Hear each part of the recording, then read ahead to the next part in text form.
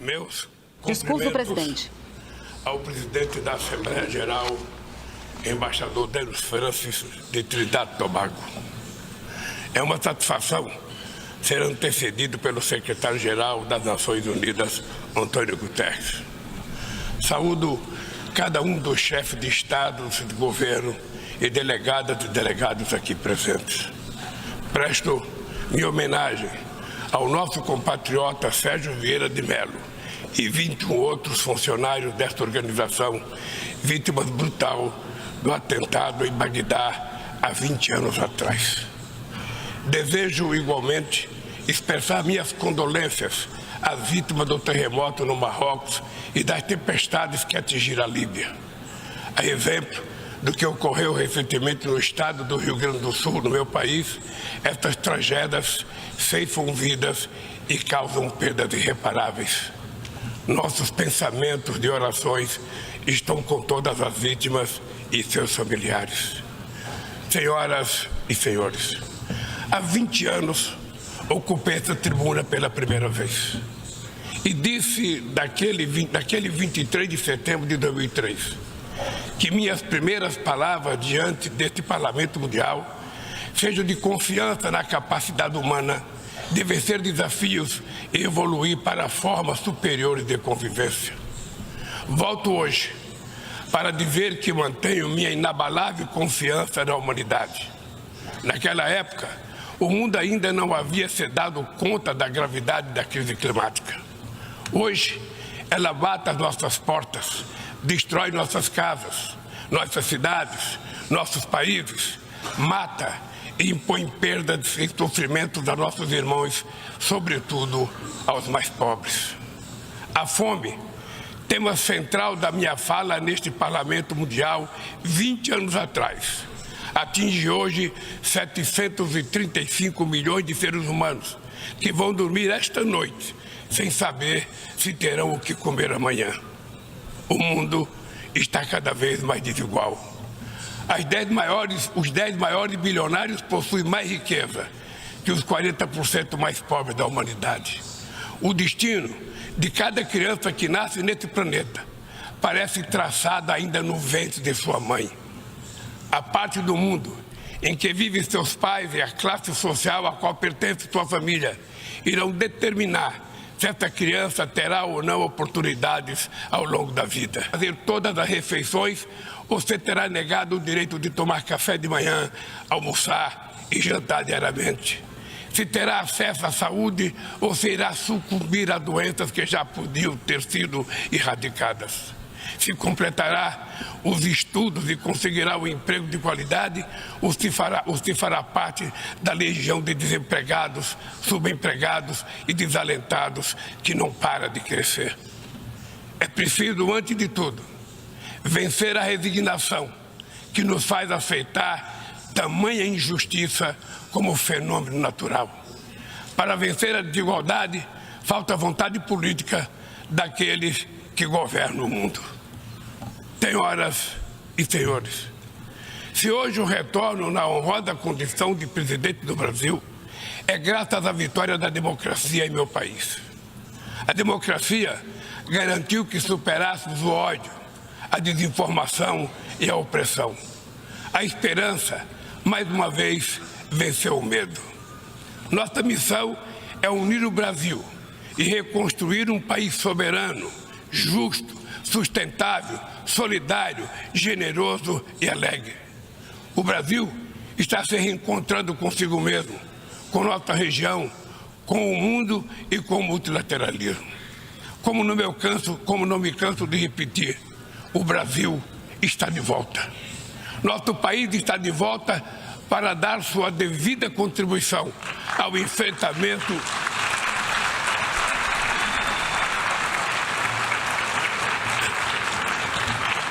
Nosso país está de volta para dar a sua devida contribuição ao enfrentamento dos principais desafios globais. Resgatamos o universalismo da nossa política externa, marcada por diálogo respeitoso com todos. A comunidade internacional está mergulhada em um turbilhão de crises múltiplas e simultâneas. A pandemia da Covid-19 crise climática e a insegurança alimentar e energética ampliada por crescentes tensões geopolíticas. O racismo, a intolerância e a xenofobia se alastram, ativadas por novas tecnologias criadas supostamente para nos aproximar. Se tivéssemos que resumir em uma única palavra este desafio, ela seria desigualdade. A desigualdade está na raiz desses fenômenos ou atua para agravá-los. A mais ampla e mais ambiciosa ação coletiva da ONU, voltada para o desenvolvimento, a Agenda 2030, pode se transformar no seu maior fracasso. Estamos na metade do período de implantação e ainda muito distante das metas definidas. A maior parte dos objetivos de desenvolvimento sustentável caminha em ritmo muito lento. O imperativo moral e político de erradicar a pobreza e acabar com a fome parece estar anestesiado. Nesses 7 anos que nos restam, a redução da desigualdade dentro dos países e entre eles deveria se tornar o objetivo síntese da Agenda 2030. Reduzir as desigualdades dentro dos países requer incluir os pobres nos orçamentos nacionais e fazer os ricos pagar impostos proporcionais ao seu patrimônio. No Brasil, estamos comprometidos a implementar todos os 17 Objetivos de Desenvolvimento Sustentável de maneira integrada e indivisível. Queremos alcançar a igualdade racial na sociedade brasileira por meio de um 18º objetivo que adotaremos voluntariamente.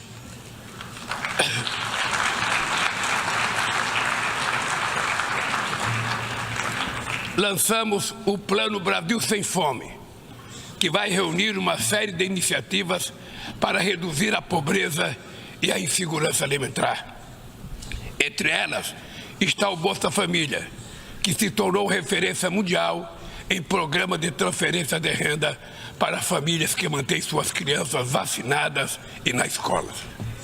Inspirados na brasileira Berta Lutz, pioneira na defesa da igualdade de gênero na Carta da ONU, aprovamos a lei que torna obrigatória a igualdade salarial entre mulheres e homens no exercício da mesma função.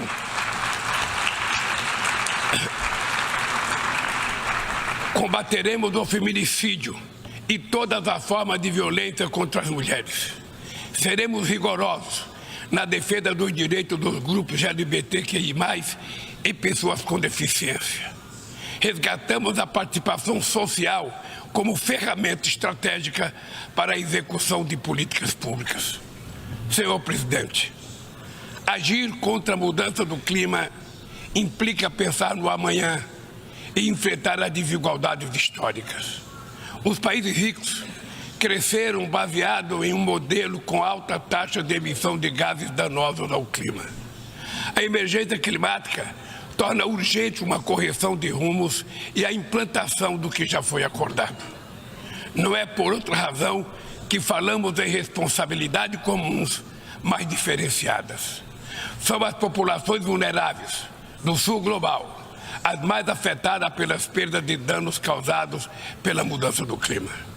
Os 10% mais ricos da população mundial são responsáveis por quase a metade de todo o carbono lançado na atmosfera. Nós, países em desenvolvimento, não queremos repetir esse modelo. No Brasil, já provamos uma vez e vamos provar de novo que um modelo socialmente justo e ambientalmente sustentável é possível. Estamos na vanguarda da transição energética. Nossa matriz já é uma das mais limpas do mundo. 87% da nossa energia elétrica provém de fontes limpas e renováveis. A geração de energia solar, eólica, biomassa, etanol, biodiesel cresce a cada ano. É enorme o potencial de redução de hidrogênio verde. Com o plano de transformação ecológica, apostaremos na industrialização e infraestrutura sustentáveis. Retomamos uma robusta e renovada agenda amazônica com ações de fiscalização e combate a crimes ambientais. Ao longo dos últimos 8 meses, o desmatamento na Amazônia brasileira já foi reduzido em 48%. O mundo inteiro sempre falou da Amazônia.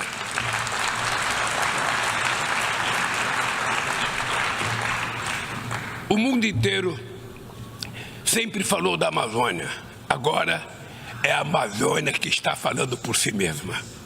Sediamos há um mês a cúpula de Belém no coração da Amazônia e lançamos uma nova agenda de colaboração entre os países que fazem parte daquele bioma. Somos 50 milhões de sul-americanos, amazônidas, cujo futuro depende da ação decisiva e coordenada dos países que detêm soberania sobre os territórios da região. Também aprofundamos o diálogo com outros países detentores de florestas tropicais da África e da Ásia. Queremos chegar à COP28 em Dubai com uma visão conjunta que reflita sem qualquer tutela as prioridades de preservação das bacias amazônicas do Congo e do Bornéu-Mekong, a partir das nossas próprias necessidades.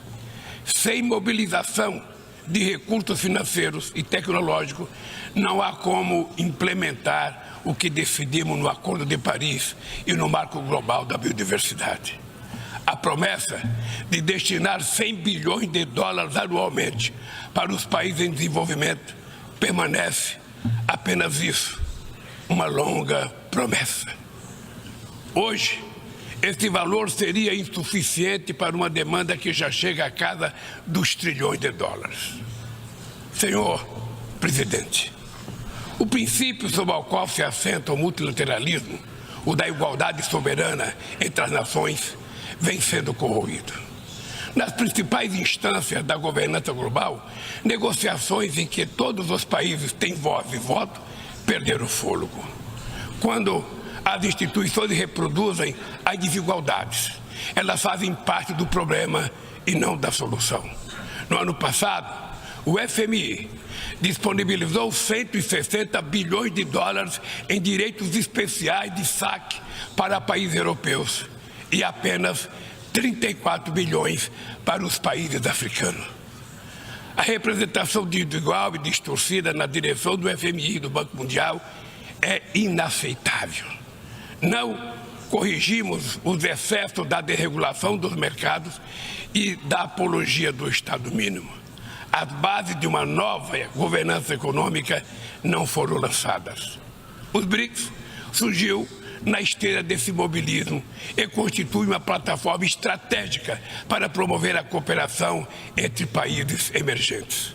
A ampliação recente do grupo na cúpula de Joanesburgo fortalece a luta por uma ordem que acomoda a pluralidade econômica, geográfica e política do século XXI.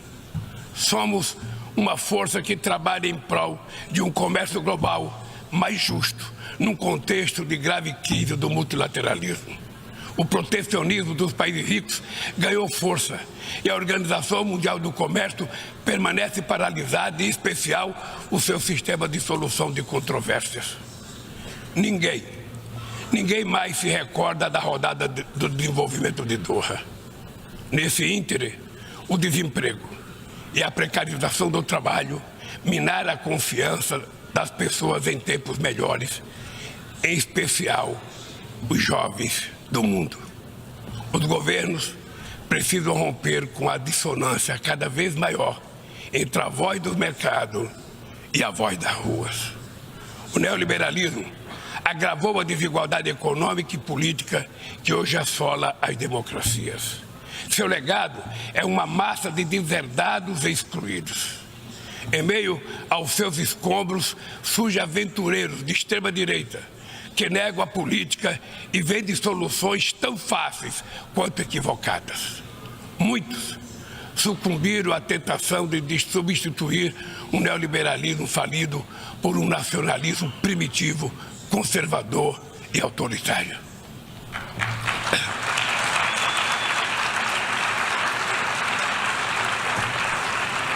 Repudiamos uma agenda que utiliza os imigrantes como bodes expiatórios, que corrói o estado de bem-estar e que investe contra o direito dos trabalhadores. Precisamos resgatar as melhores tradições humanistas que inspiraram a criação da ONU. Políticas ativas de inclusão nos planos cultural, educacional e digital são essenciais para a promoção dos valores democráticos e da defesa do Estado de Direito. É fundamental preservar a liberdade de imprensa. Um jornalista como Julian Assange não pode ser punido por informar a sociedade de maneira transparente e legítima.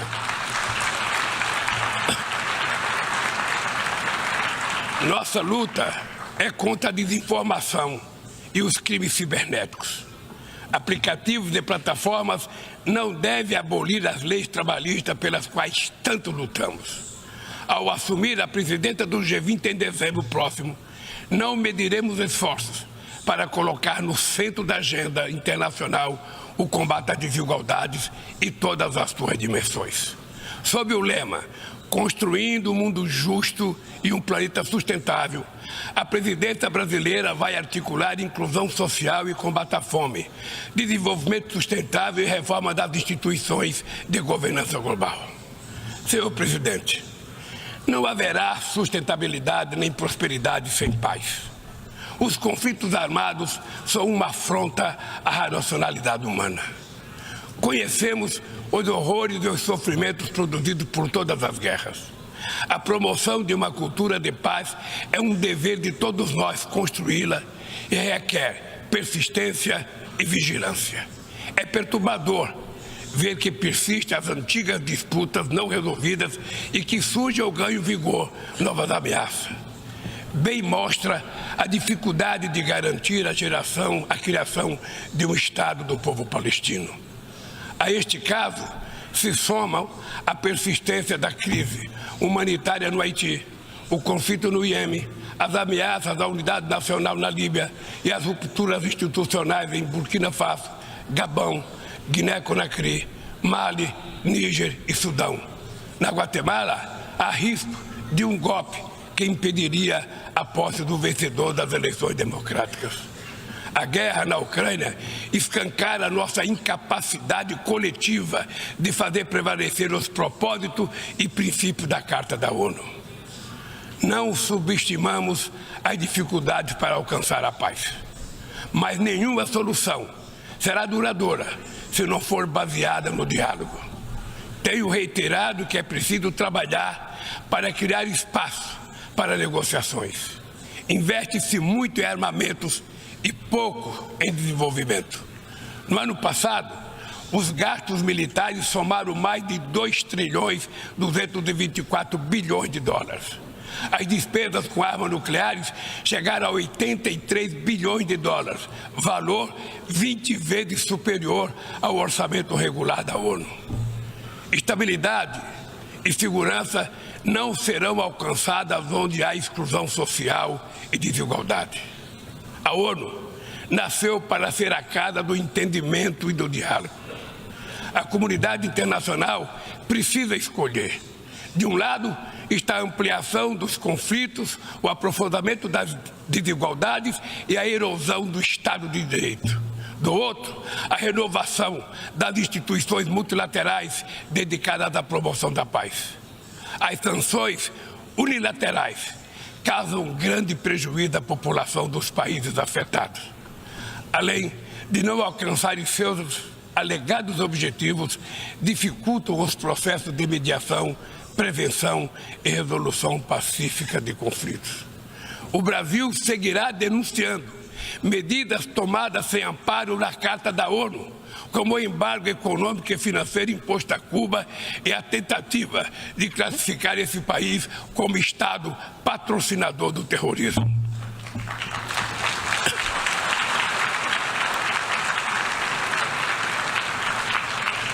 Continuaremos críticos a toda tentativa de dividir o mundo em zona de influência e de reeditar a Guerra Fria.